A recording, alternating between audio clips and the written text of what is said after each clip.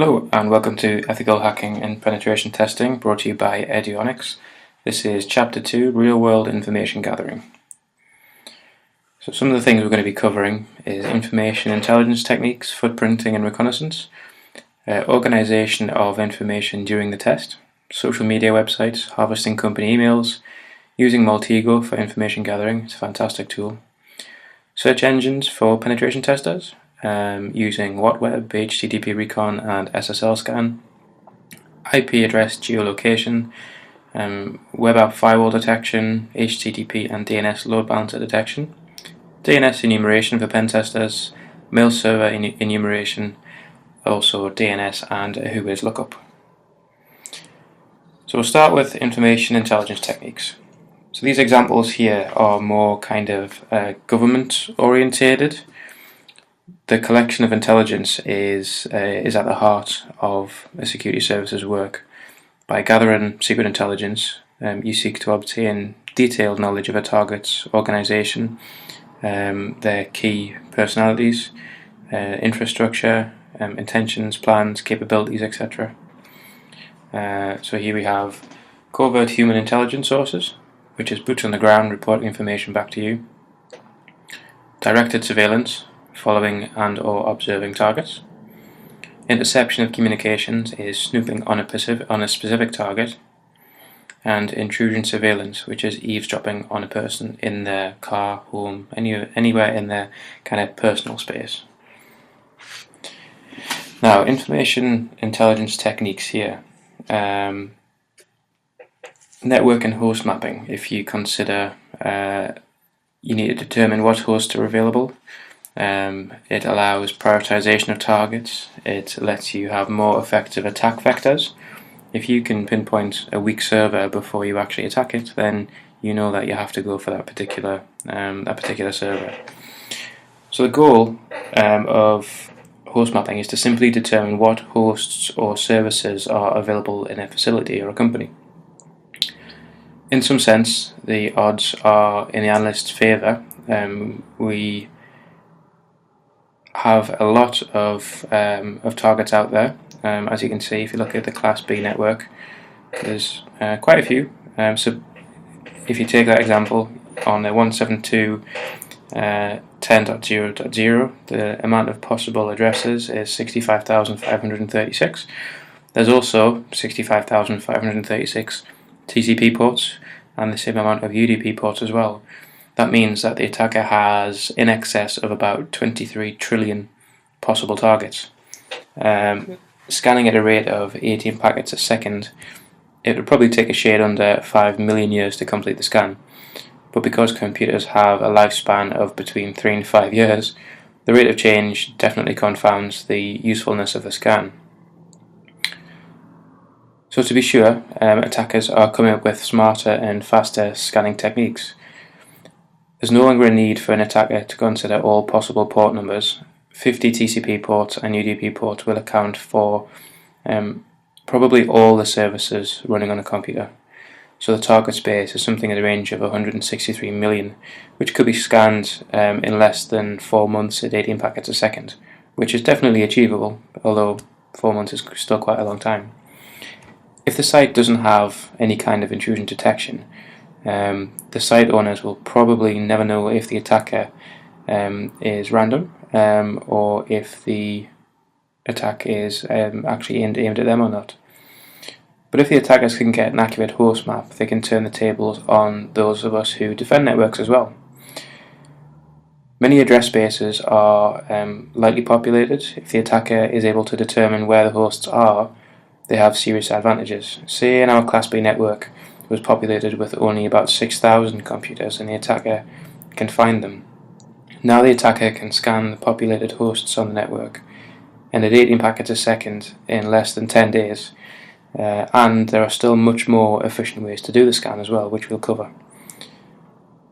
If we allow ICMP echo requests broadcasts, they can ping map our network with only 255 packets. The point of the story here is pretty obvious. If the attackers are not able to get intelligence and information about our site, they're forced to do a lot of guesswork and work on a very sparse matrix. If we do let their intelligence gathering probe succeed, then they don't really have to do much guessing at all. So how could an attacker get such accurate host mapping? Many sites still make a host table available for FTP download. Other sites allow DNS zone transfers, or perhaps the attacker will have to work to discover this information without host scans. So this here is an example of an ICMP host scan. If a site doesn't block ICMP echo requests, the attacker can simply ping each address. This tends to be an older approach to mapping. The scan is fairly slow, and the scanner could be scanning multiple addresses, but it's still fast enough that a scan detector ought to catch it. You can see from pinger.mapm.com going to these addresses.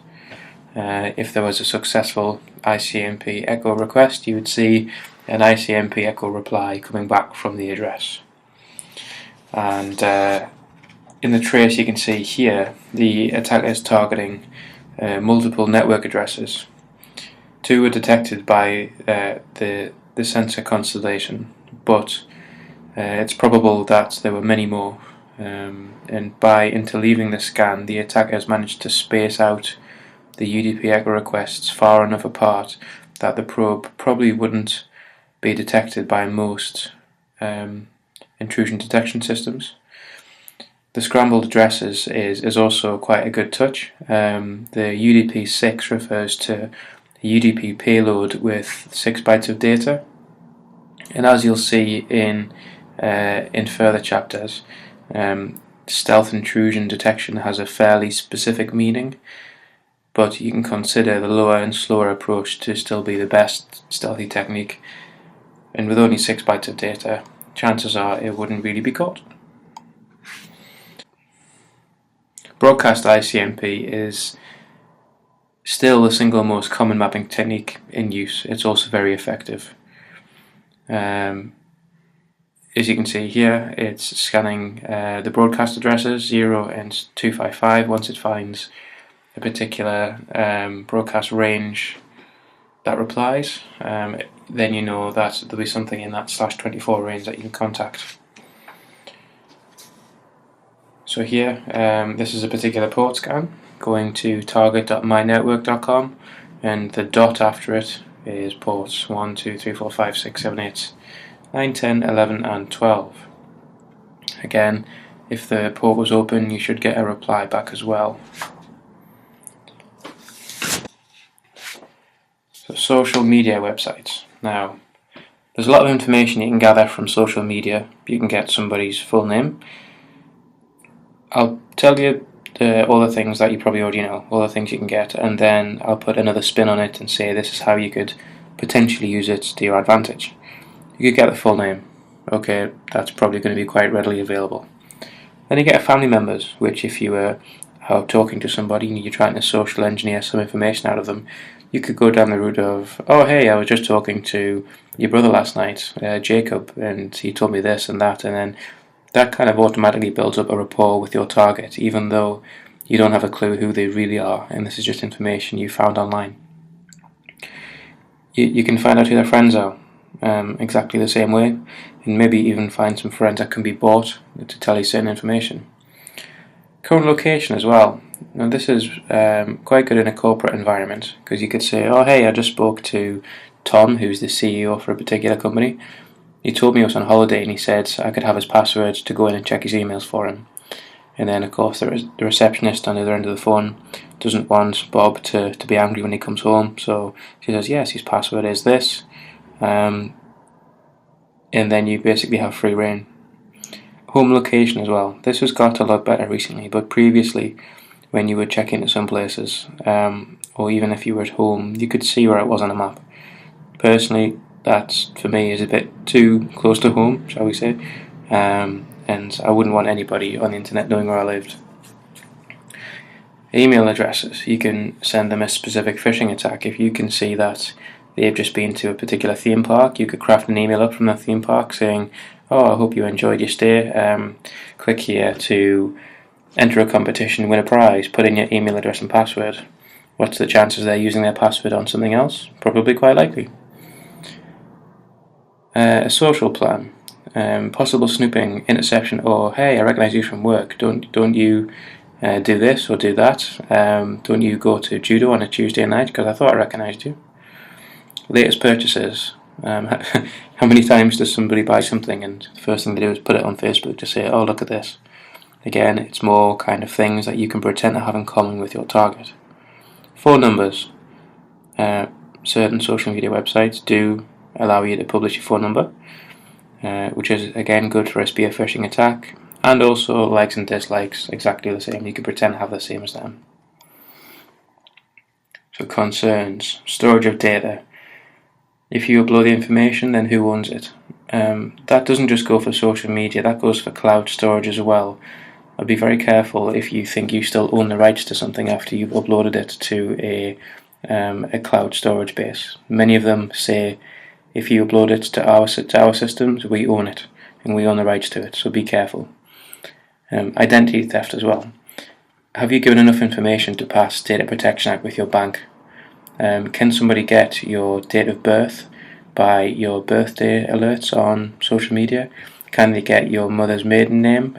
Can they get your address or your phone number? They are the last things that you really want to give out. Sexual predators, enough said.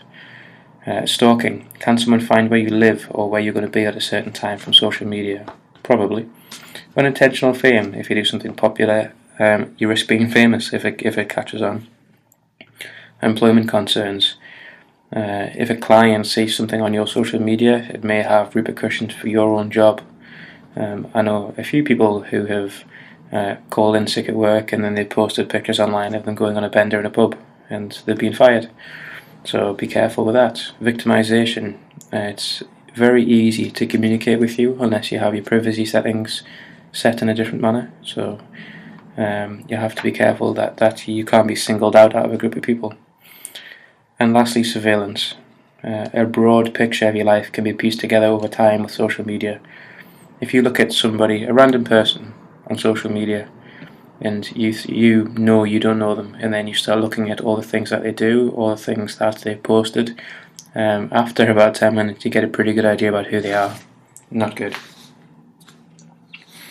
So harvesting company emails. They're usually for the purposes of spam or phishing, but they're usually done by harvesting bots. So the simplest method involves spammers purchasing or trading lists of email addresses from other spammers. Another common method is the use of special software known as harvesting bots or harvesters, which spider web pages, posting, Usenet mailing lists, archives, internet forums and other online sources to obtain email addresses from public data. Spammers may also use a form of dictionary attack known to harvest email addresses. This is called a dictionary harvest attack, funnily enough, where valid email addresses at specific domains are found by guessing email addresses using common usernames. For example, trying Alan at, example.com, or Alana at example.com, or Alan B at example.com. And they're accepted for delivery by the recipient's email server. Instead of being rejected, they're added to the list of theoretically valid emails for that particular domain. Another method of email address harvesting is to offer a product or service free of charge as long as the user provides a valid email address, and then use the address collected from the users to send spam to. Common products and services offered are jokes of the day, daily Bible quotes, news and stock alerts, free merchandise, etc., etc.